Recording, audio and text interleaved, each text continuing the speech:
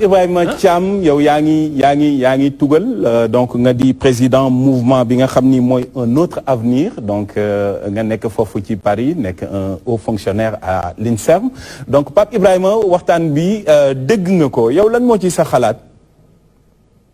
jërëjëf maa ngi nuyu ñu ma bokkal plateau bi yëpp particulièrement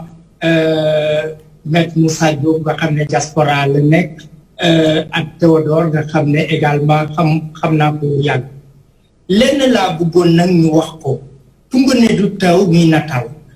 maître boo ko dégloo Théodore moom tey wax nañu procédure bi nu mu jaar lépp et nu mu jaar yëpp wan na ne yoon la jaar man nag damay am tuuti xel bu teey ay avocats yu fi teew di wax ne ñoom tribunal de l'opinion moo leen gënal ñun dañuy ñaan ne Sonko buñ ko nangulee sa présomption d'innocence nangul nañ ko nañ nangu également à Adji Sarr sa situation de plaignante munoo nekk avocat nekk si dans des postures républicaines ñëw di wax ne li yëg lii Sonko moom dañ ko jiiñ yow wax nga ko fi léegi ne c'est très difficile ñu prouver viol mais ngir yàlla ak yonent bi na uy ji seetal deram aujourd'hui le tribunal de l'opinion la position de l'opinion du foofu mooy xeex bi fenn rek la amee nañu wax parce que ñun gëm nañ ne bu fekkee ne complot la bu demee ba tribunal sénégalais yëpp fàttu nañ mais kenn nelawul dinañ xam ne complot la mais bu fekkee ne également seetu si dinañ ko xam léegi moo tax am na ku fi wax léegi il faut qu'il y ait plus de sérénité ay dossier bi dégg naa maître Ousmane di wax viol gisuñu ci violence violence c'est le défaut de consentement c'est-à-dire nit ki bu nangu rek violé nga ko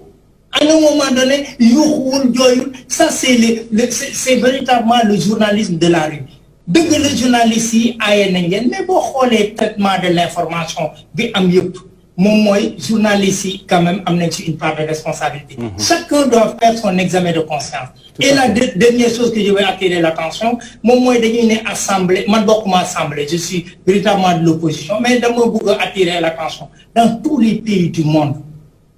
boo demee États-Unis boo demee dans la chambre ce sont les républicains qui règnent boo ñëwee en France ce qui se passe moom mooy la majorité lu muy jàllale par contre munoo ne avocat nga jàng naa justice te gëmoo institution bi man lenn lay oo Sonko moom dafa ne c'est un homme du système c'est un homme qui veut renverser le système et le système pour le renverser il faut renforcer ses institutions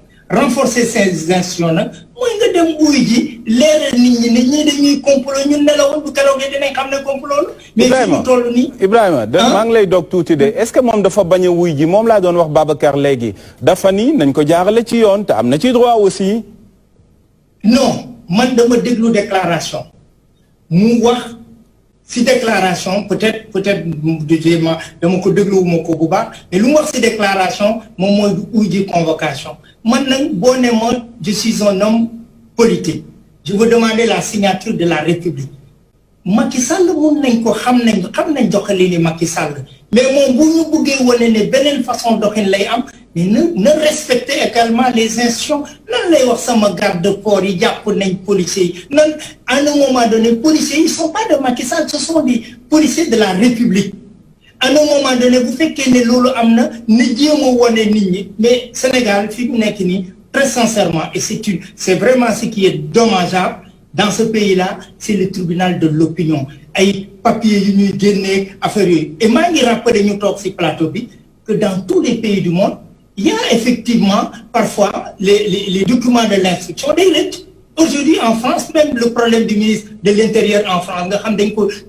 jox viol mais on lit partout dans la presse des fuites sur parce que nit ñi ñooy def instruction bi ku koy tàppee mun na doon secrétaire mu génn après bu ko génnee comme bi kii wax mun nañ falsifier les dossiers wax ci du loolu wax ji na dem leeral ñëpp na dem uy ji parce que preuve bu fekkee ne moom jiñ nañ ko te mënuñ indi preuve ni nit ñi nelawuñ dinañ ne kii kat lu mu doon rumandaat dëgg la mais taxaw fële ne du ma uy ji day tey xel parce que man seddal sa der moom mooy nga dem uy ji